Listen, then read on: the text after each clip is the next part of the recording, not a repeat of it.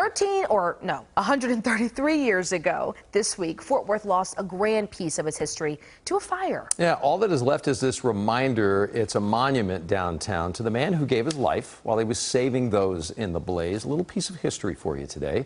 Photojournalist Mike Kinney taking us all the way back to 1890 for what is a piece of mostly forgotten history. Until now, it's all new at 5.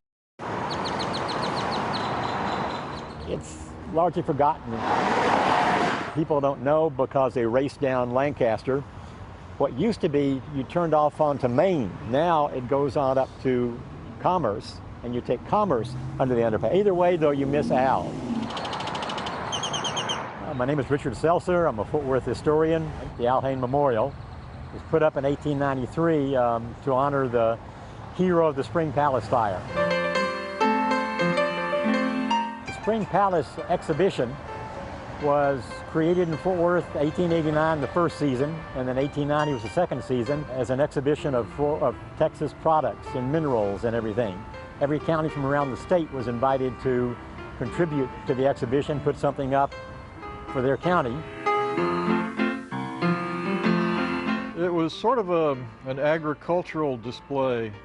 The entire building was built out of agricultural products with like corn and wheat and grain. Everything that was grown in Texas was used and displayed in the Spring Palace. That's a really good picture of it. Shows a lot of detail on the front, the flags. I'm Darren Wright. I'm a bronze sculptor / illustrator.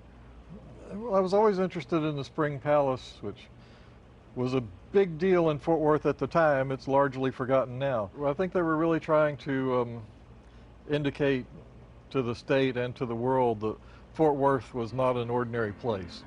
They built this thing that looks like it was straight out of the Arabian Nights, and it towered over everything. It was one of the tallest buildings in the city. May 30th, 1890 was the last night of the Spring Palace. It was closing.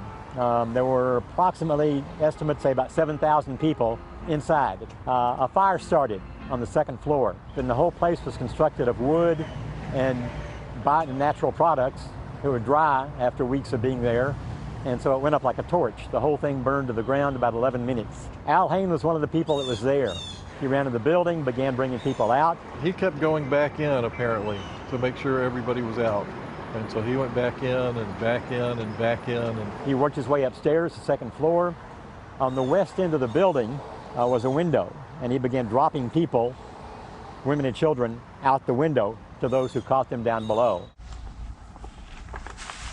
The saddest incident of the fire was the death of Mr. Al S. Hain, who gave up his life that others might be saved. He had left the building but returned to help out the women and children, and nobly did he do it. And while great flakes of burning grass and moss were falling on his body, setting fire to his clothes, he stayed there. At the time they put up a statue to Al Hain, they thought he should be remembered for his heroism and, his selfless deeds. And he was the only fatality of the Spring Palace fire.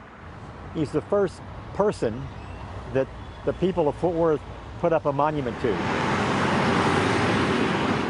This originally was a nice bas relief in sandstone of what the Spring Palace looked like. Now you've got to really look close and have a lot of imagination to understand what that looks like.